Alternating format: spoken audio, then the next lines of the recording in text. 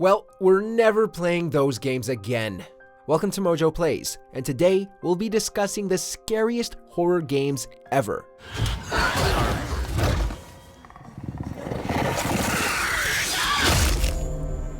Before we begin, we publish new content all week long, so be sure to subscribe and ring the bell to get notified about our latest videos.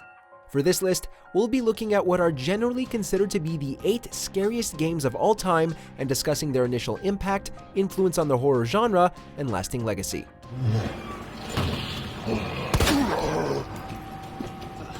Amnesia: The Dark Descent. There's no telling what horrors await down there. Playing Amnesia now just isn't the same as it was back in 2010. The game was developed and published by Frictional Games, and it proved to be a monumental success upon its release via online distribution.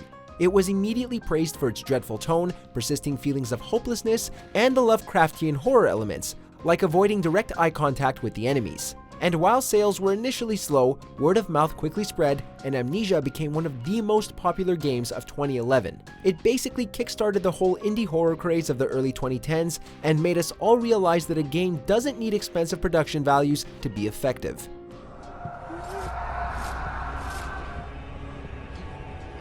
Five Nights at Freddy's. I know it can be a bit overwhelming, but I'm here to tell you there's nothing to worry about. We know, you hate Five Nights at Freddy's and it's for kids and yada yada.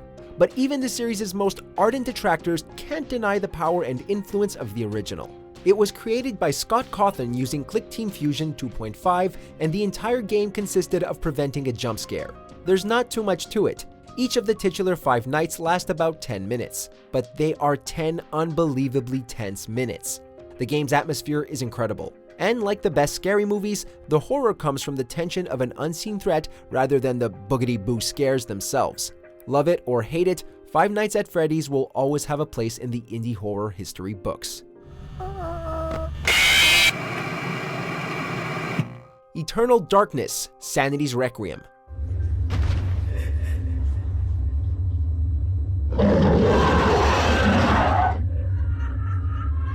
With a title like that, you know it's going to be scary.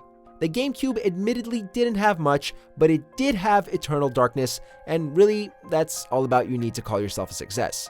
Like a bully, this game prided itself on tormenting the player through its wholly original and incredibly unique sanity effects mechanic. If the player's sanity meter got too low, the player would be subjected to countless unique psychological effects, including nauseating camera angles, simulated technical malfunctions, and worst of all, fake deleted save files. Oh, how our hearts raced when we thought the game had deleted itself. But it was an experiment that worked flawlessly, and we haven't seen anything like it since. The world will fall into eternal darkness. Resident Evil 2.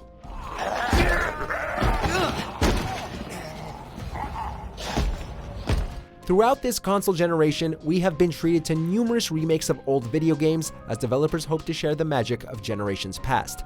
Some, of course, work better than others, but perhaps the greatest remake in the history of remakes, Final Fantasy VII, we're waiting for you, is 2019's Resident Evil 2.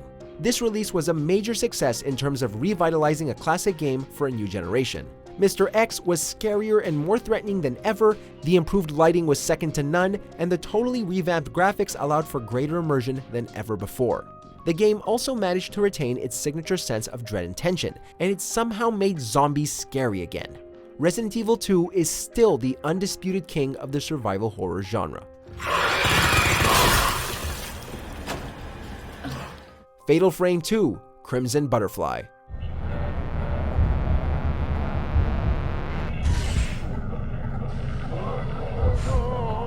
Fatal Frame and its sequel are some of the scariest games you will ever play.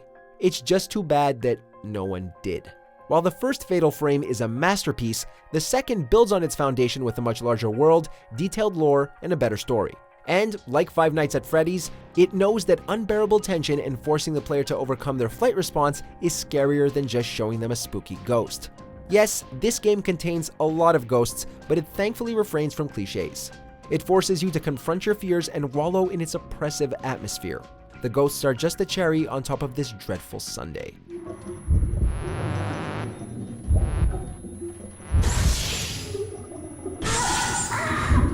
Silent Hill 2.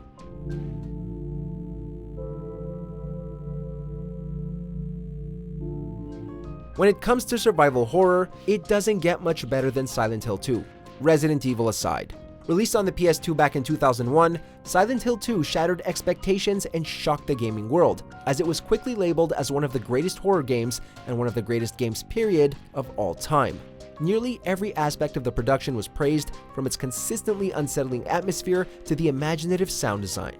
Its story was also highly regarded, as it challenged the player with difficult and psychological themes, all while presenting a tale filled with dread and despair. Silent Hill 2 was a mature game that challenged the possibilities of the medium and the controversial notion that video games were for children. Alien Isolation.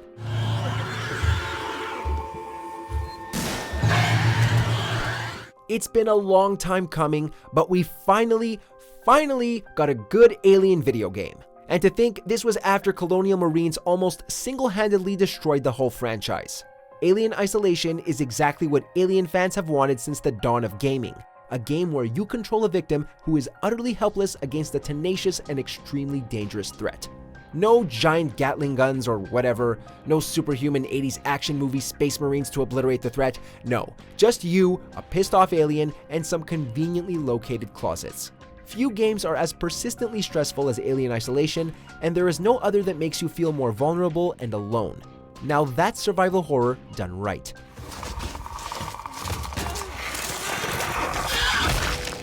Outlast.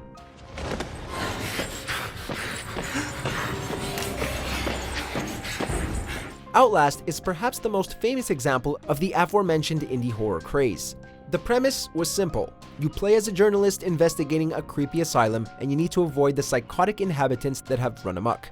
The twist was that you were forced to run and hide anytime you encountered an enemy, as Miles literally couldn't fight to save his life. Of course, this led to many breathless moments of hiding under beds and running through the dark with a homicidal maniac nipping at your heels. Some fans argue that the game went off the rails in its climactic hours, and we can understand that, but the overall experience was one of indie gaming's most exciting and horrifying surprises.